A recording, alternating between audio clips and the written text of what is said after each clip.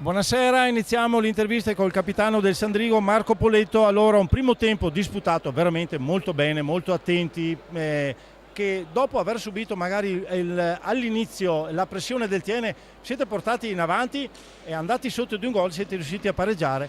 Non così nella ripresa, quindi vedo dei volti un po' scuri. Com'è la situazione, Marco? No, cioè noi il primo tempo siamo rimasti in partita anche bene secondo me perché abbiamo avuto parecchie occasioni.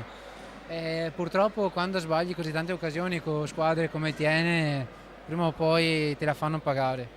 D'altra parte se magari il primo tempo finiva con uno o due gol in più da parte nostra e anche da parte loro non c'è niente da dire. Dopo il secondo tempo abbiamo preso il 2-1 e il 3-1 in 4 contro 3 che forse quello ci ha tagliato un po' le gambe.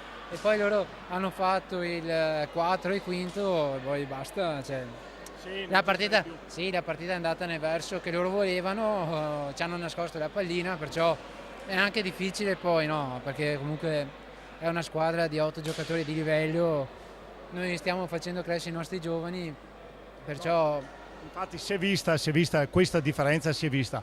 Riescono a mantenere un ritmo per tutta la partita che forse vi ha messo in difficoltà, quello più che altro, perché la vostra interpretazione, il temperamento che ci avete messo anche agli ultimi secondi per tentare di segnare c'è stato. sì, sì, sì, infatti, cioè, dopo naturalmente sono arrabbiato perché comunque perdere non fa mai piacere, però insomma dai, lavoriamo, adesso abbiamo una partita coi Trissino in casa, se non sbaglio settimana prossima, perciò Sì, sì. prepariamo bene quella e poi facciamo quello che si deve fare, ecco.